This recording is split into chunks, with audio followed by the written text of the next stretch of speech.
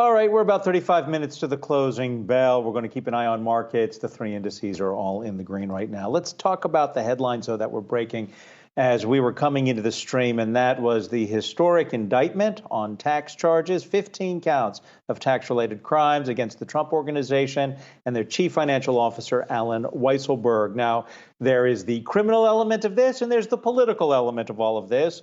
And the person who can best explain what happens next and to put it into context for us is Yahoo Finance's Rick Newman. And were there surprises with any of this? Was it considered a huge amount? I think I read that the fraud was in excess of $1 million, but the percent of taxes avoided would be minuscule on that, right? Well, no, I don't think so. I'm just reading the indictment now, Adam. I haven't finished it, but the indictment is persuasive, and the Trump Organization lawyers basically said this is small potatoes. Prosecutors never bother to prosecute anybody, to go after anybody for failing to pay income tax on fringe benefits. But in this instance, fringe benefits are not things like a free lunch or a T-shirt or some swag. And these prosecutors say they totaled, just for this one employee, Allen Weisselberg, the CFO, totaled $1.7 million in income that he did not pay taxes on over a period of 15 years. There's something like almost $200,000 in leases for Mercedes. There's free apartments. There's some cash that goes out at the end of the year for all kinds of different expenses. And the indictment also says there were other Trump Organization employees who got paid in the same way. So that suggests they're not even remotely done here. In fact, they're just starting. They're just getting started. So if they've got the goods on what seems to be this relatively common misreporting practice inside the Trump Organization, they could have a lot more. And of course, that's what's probably going on here. They're trying to put the screws to Weisselberg so that he gives up more secrets about where money came from going into the Trump Organization and where it went when it went out.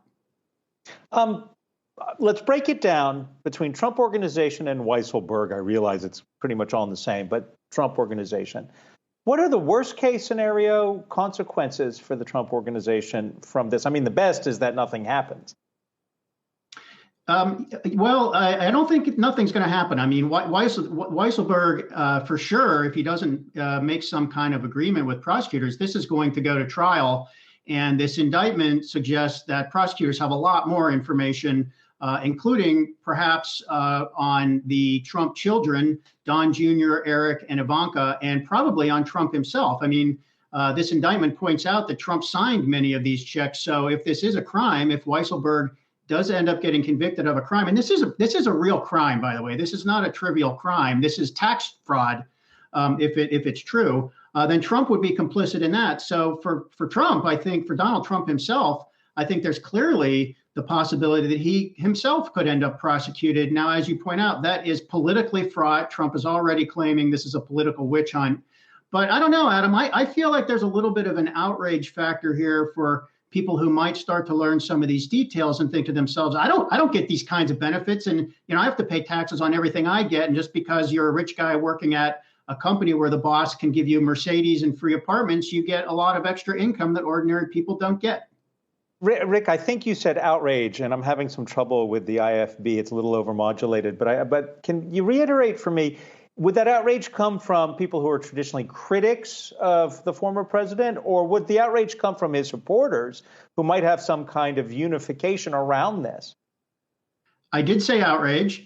And let's take it out of the political context and just think about what's going on with regard to taxation. I mean, we're in the midst of this huge leak of tax data to ProPublica regarding all these rich people who, can earn $2 billion in a year from basically appreciation on stock and never pay any tax on it.